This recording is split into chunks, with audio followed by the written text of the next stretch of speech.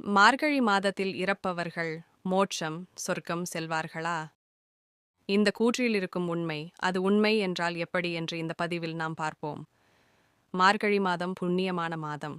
இதனாலேயே கார்முகில் வண்ணன் யாதவ குலத்து மாதவன் கண்ணன் மார்கழியாக இருக்கிறேன் என்று கூறுகிறான். அதனாலேயே மற்ற மாதங்களில் வரும் ஏகாதசியை விட மார்கழி மாதத்தில் வரும் ஏகாதசி வைகுண்ட ஏகாதசி என்று சிறப்பாக கொண்டாடப்படுகிறது. இந்த மாதத்தில் மட்டும் சொர்க்க வாசல் திறக்கும் நிகழ்வு நடைபெறுகிறது. ஆன்மீக ரீதியாக மார்கழி மாதம் சிறப்பானது என்பது அனைவருக்கும் தெரியும்.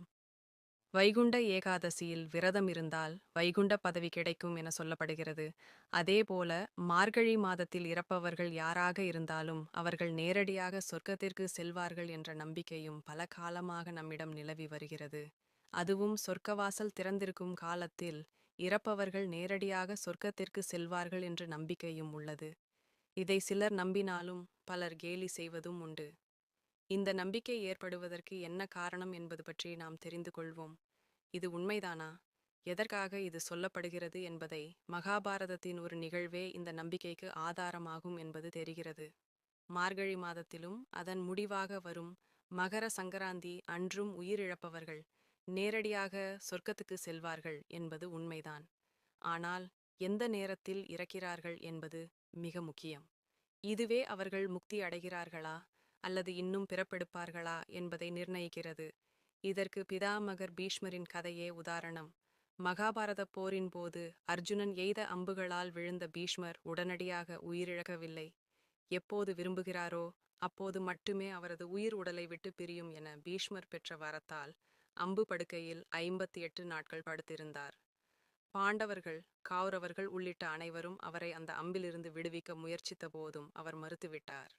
பீஷ்மரின் தலைக்கு பட்டு தலையணை தர முன்வந்த போதும் அதை மறுத்த பீஷ்மர் தன் தலைக்கு ஆதரவாக அம்புகளை வைக்கும்படி அர்ஜுனனிடம் கேட்டுக்கொண்டார்.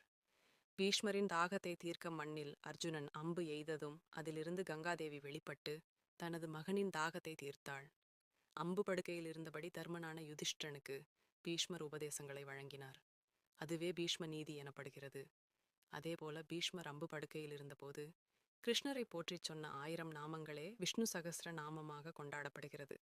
சூரியன் தெற்கிலிருந்து வடக்கு நோக்கி பயணிக்கும் தை முதல் ஆனி வரை 6 மாத காலம் உத்தராயண காலம் என அழைக்கப்படுகிறது. இது தேவர்களின் பகல் பொழுதாகும். ஆனால் மார்கழி வரையிலான 6 மாதங்கள் சூரியன் வடக்கிலிருந்து தெற்கு நோக்கி பயணம் செய்வார். இதை தட்சணாயன காலம் என்கிறோம். இது தேவர்களின் இரவு பொழுதாகும்.